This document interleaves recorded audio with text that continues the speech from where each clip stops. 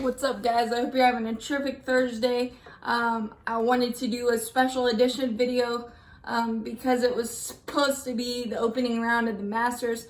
Another supposed to be, could have been, all this stuff that keeps coming with this pandemic, but I thought this would brighten your day, make you smile. My list of top 5 Masters moments from year 2000 and on. Obviously, you could have lists upon lists upon lists, never ending, because this tournament has just given us countless bone-chilling, hair staying on your neck type of moments that we'll never forget. And from the very beginning, and even if you're not a golf fan, you watch the Masters just because of the history, what it means, the green jacket. I want to wear a green jacket, so it's just absolutely amazing. And I thought I'd pay tribute to what was supposed to be another great Masters year. So number 5 for me, obviously these are off the top of my head, so you could have so many different options for this, but number 5 for me is Adam Scott, Aussie 2013, mainly because it was a big redemption for him, as just 9 months prior in the British Open, he coughed up a 4-stroke lead, bogeying the final 4 holes and allowing Ernie Els to grab the trophy from jaws of defeat. And it's really hard to come back from a defeat like that in any sport, but especially golf, because it's individual and you have all the control, and sometimes it just doesn't work out. And for Adam Scott to show the resilience and be able to come back and nip Ernie Els and Angel Cabrera and grab his first green jacket with a putt on 18, like the ultimate childhood dream moment, make a putt on the 18th hole to win the Masters, just absolutely amazing. And that is why this moment is number 5 for me. Number 4, Phil Mickelson, his putt in 2004 to nip Ernie Els again, who had eagled 2 times in his round, but Phil Mickelson came to 18 with another make this putt, win the Masters, ultimate dream moment, and he did. 20-footer, coaxed it in, absolutely amazing. And then didn't know gravity after that as he jumped, and now that's his logo, an iconic image that will never be erased from my mind, because Phil Mickelson has been very, very kind to me, meeting him, getting golf balls, gloves, and whatnot. So that is absolutely amazing. And it was Phil Mickelson's first major win, as he kept getting beaten by Tiger Woods and continuing to be second place, the major bridesmaid, as it were, and to finally break through the way he did and honor his grandfather, who had just passed away. Just a movie-like moment for Phil Mickelson. So that is why that is number 4. That was in 2004. Number 3 for me, the Bubba Watson crazy Houdini-like escape twice in the final round of the 2012 Masters from jail, basically on the side of 10 in the pine straw and the trees. He did, like I said, he did that twice and was able to escape in the final round for a par to keep himself up with Louis Oosthuizen, who had made an albatross, which is a 2 on a par 5 earlier in the round, to catch up to Bubba Watson.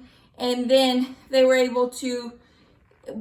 tied, and they went to the playoff, and Bubba Watson found himself in that Houdini spot again. 160-yard shot, 45-degree cut around 2 trees, and I believe there's some water there too. So and he was able to get a kick in for the Master victory there. Just absolutely kind of feel the thrill like Bubba Watson can pull any shot off. He's the wizard when it comes to magical shots. He'll try anything. Just absolutely amazing for him, and just to be able to recover as much as he did during that final round, and being in the same spot twice, being able to get a par, and then to keep his round going, and then to birdie in that same situation. Just absolutely amazing with the pressure, all the green jacket on the line. Louis Oosthuizen stride for stride the entire day and even in the playoff. So that was absolutely amazing for him. That is why that is number 3 for me. Number 2, 2005, the chip. Tiger was in danger of losing his lead to Chris DeMarco after he went long on 16. 16 has been kind to Tiger for many, many years now, but the first time, this time, going long, and then the chip hurt around the world, to be honest with you. That thing hung on the lip of the cup for, it seemed like years, but it was able to trickle down, and I don't think I've seen a sports scene that loud and that boisterous after that ball went in. That celebration and that call by Vern Lundquist will go down in lore, and I don't know how many times I've seen that highlight, but every time I get chills. And instead of losing his lead, he kept his margin, and needed that because he nipped Chris DeMarco in the playoff for what I believe was his 3rd green jacket at the time. So that chip, wow. Tiger has many, many, many Hall of Fame moments, but that's probably in my top 5. And then obviously number 1 for me, Tiger Woods returning to glory after all the back surgeries, all the leg injuries, everything, and then the personal struggles he's endured, coming back in 2019 and just being the Tiger of old. It almost seemed like just draining mid-range putt after mid-range putt. He really couldn't, in 2019, he really couldn't hit the shorter putts, but every time he had a 12 to 15 footer, it was automatic like the old days. And the final round was kind of like a where you win moment. The entire round, Francesco Molinari was on cruise control like a robot. Everything was going great steady for him. Tiger was trying to apply the pressure every single time, but Francesco never budged until he hit the tree and went into the water. Tiger took the lead after that, and then on 12, hit it in the middle of the green, was able to take the lead from there, and then had a great putt on 16 to pad his lead a little bit. And Francesco had faded at that point, but Brooks Koepka was continuing to apply the pressure from behind. But just every time Tiger Woods needed a shot, he made it happen in 2000 last year, and it was something to behold.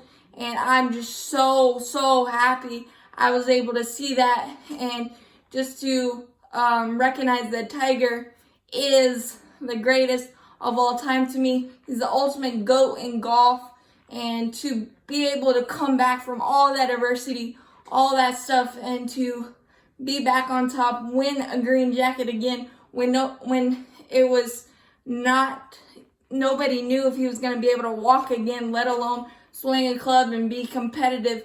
It was just absolutely amazing to see. And then that shortish bogey putt, I know it was like a tap in and he wasn't going to miss, but I just was still had my heart in my throat, just make sure that ball went in. But that image of him hugging his son, Charlie, and his family, and just how watching the videos of other people reacting and my reaction, I cried.